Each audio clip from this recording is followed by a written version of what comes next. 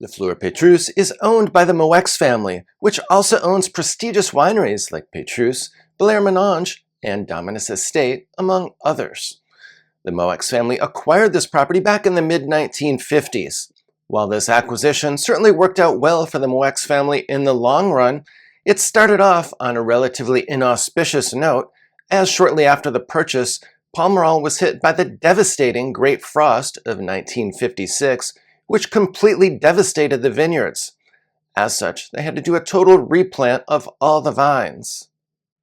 Over the years, the Moex family has gradually expanded the vineyard holdings for La Fleur-Pétrus, and now they have an impressive 19 hectares of vineyards, which is an extremely large estate for Pomerol. Despite the fact that it's located essentially across the street from Petrus, La Fleur-Pétrus demonstrates just how dramatically a terroir can diverge within the tiny, compact Pomerol appellation.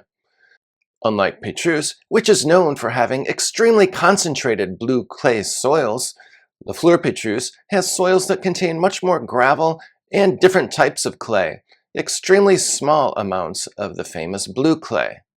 The differences in soils translates to a different expression of Pomerol wine and also a different strategy in the vineyard.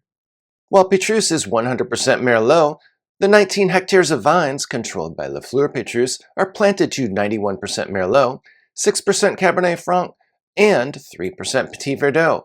And it's extremely unusual for Petit Verdot to be planted in Pomerol.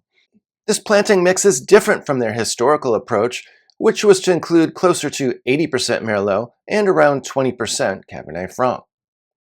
It's difficult to generalize about the winemaking approach used at La Fleur-Pétrus because they vary the approach from vintage to vintage, depending on what the year requires.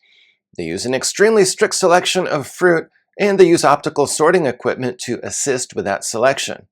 La Fleur-Pétrus typically spends around 18 months in oak prior to bottling, but the percentage of new oak can vary from vintage to vintage, often between around 1/3 new oak and 50% new oak, depending on the requirements that particular year.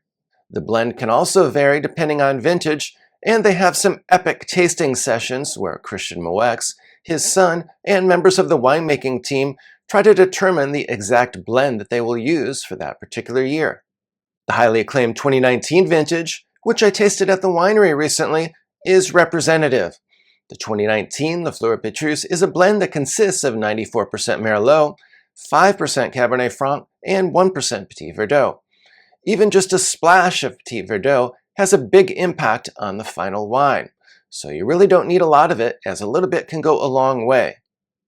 Despite its youth, this wine was already extremely enjoyable and certainly has a long future ahead of it. La Fleur-Pétrus is an elegant, sensuous style of Bordeaux that has the ability to age gracefully for decades. Some of my favorite vintages include 1998, 2009, 2010, 2015 and 16, and 2019 and 2020. While you may need to pay up a bit for older vintages that are more ready to enjoy, new releases can often be had for around $200 per bottle. In fact, I see that the 2023 vintage is selling for around $210 per bottle in the United States. 2023 Bordeaux is rolling out onto store shelves now. If you'd like to learn more about this excellent vintage and some of the wines that I recommend, please be sure to watch this video that's linked above.